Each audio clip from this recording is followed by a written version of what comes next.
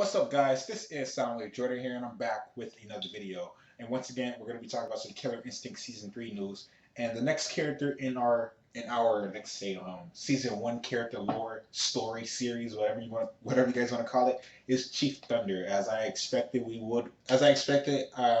it's kind of obvious that we will be getting Thunder next because from the previous three, we had Jago, we had say Wolf Glaciers, and now we're the Thunder.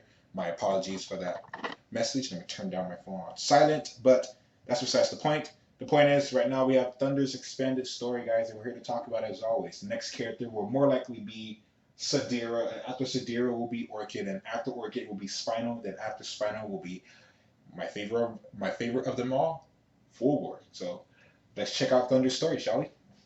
Thunder's Killer Instinct Xbox One story.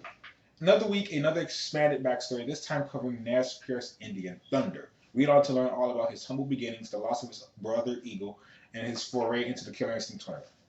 Thunder grew up on a Nez Perce reservation in Idaho with his younger brother Eagle. They were grandchildren of a chief, and their parents were both tribal police officers who encouraged their boys to walk with the law, keeping the moral high ground and refusing to give in to negativity and vice. The brothers studied hard in school and were gifted athletes. Thunder was built like a mountain and played football, of course, while Eagle was a wrestler and amateur boxer. When Thunder was a teenager, he went on a vision quest in the wilderness to seek his Wyken? I'm just going to say Wyken, or a spirit guide that would help him bridge the gap between our world and the spirit world. A great storm came as he sat upon a mountaintop, bolts of lightning striking all around him. His spirit guide came to him at that moment. Thunder saw a flock of crows appear from nowhere, and one of them, a great black bird, spoke to him in his native language. It it told him that he would fight an evil monster one day and that he must begin training in earnest with the traditional weapon of Native Americans, the tomahawk, the classic tomahawk. Everyone loves that weapon. It's so freaking cool.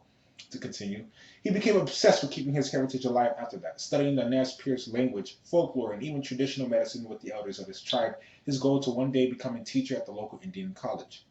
Eagle went on his own vision quest a few years later. He would never tell Thunder what he saw, but soon after he discovered his Wyken, he started training to become an ultimate fighter with an almost religious fervor. When Thunder and Eagle were in the late 20s, their parents were killed under mysterious circumstances. The couple was gunned down outside an Ultratech facility near the reservation, a factory that had been fined repeatedly for polluting their native land. The FBI blamed their deaths on the drug dealers, but Thunder and Eagle knew better. Scroll down. Okay. What was it? Okay. The brothers started trying to build a case against Ultratech, which they suspected was behind the murders. But all of their efforts were thwarted by the powerful Megacorp. In a desperate attempt to infiltrate Ultratech, Eagle, now a skilled amateur fighter, entered the first Killer Instinct tournament. Ultratech claimed that the young man was killed in the match, but he refused to return the corpse to Thunder and his tribe for burial. In a fit of blind rage, Thunder drove his car through the gates of the local Ultratech plant. He jumped out his car and fought the security guards who surrounded him, putting a dozen of them in the hospital. He was caught by the tribal police and incarcerated, screaming that he will burn Ultratech to the ground. The charges against him were quickly dropped by Ultratech and he was released from jail. That night, the Ultratech facility was set on fire by an arsonist and was completely destroyed, along with any answers about his parents' death that might be hidden there. Thunder knew that he was being framed for the fire and fled the reservation on his motorcycle. That's all. That's probably why he has the biker costume. Oh, guys. Okay, okay. He was on the run for nearly a year. Finally, he went into high desert mountains near a place called Devil's Landing, and he did another vision quest, starving himself for a week. A powerful vision came to him, and he saw a metal eagle in the sky, calling out his Nez Perce Hinmatun. When he awoke, Thunder painted himself with the black design of the eagle on his shoulders, then set out for the second Killer Instinct tournament. Here, during one of the fights, he came to face with a mechanical being called Fulgor. Now, guys, notice what they said right here. Metal eagle. Metal Eagle. His brother name was Eagle, right? And it's been said that Eagle is actually Fulgor, Metal Eagle. When he saw the powerful vision and he saw a Metal Eagle, that's like an inference to Fulgor of Eagle becoming Fulgor. I'm just throwing out some thoughts out there. Okay, let's continue. Here, during one of the fights, he came face to face with a mechanical being called Fulgor, the newest version of Ultratech's battle cyborg. Thunder's goat told him that this medical aberration was fighting with the same style as his brother Eagle. Like I said, guys, he wanted they somehow extract the Eagle's consciousness, but he was not able to prove prove whether or not this was true. Furthermore, he was unable to recover the remains of his brother, so he continued on what he called the path of the eagle, vowing to find answers or death. Thunder's path led him to a confrontation with Aghanos, an ancient war golem who was under the sway of Ultratech. Thunder could sense the conflict inside the creature. He went into a fury, summoning the power of his Wycan and channeling a bolt of lightning, destroying the technology controlling the golem, and thus setting him free. Instantly, a strange kinship and telekinetic bond was forged between the two. They embarked on a dual quest, track down Aghanos' enemy, the evil sorcerer Khan Ra, and break into Ultratech's lab to search for Eco's remains. Little does Thunder know that he may be forced to ally himself with his hated enemy, Ultratech, in order to face an even more sinister force that threatens both our planet and other dimensions.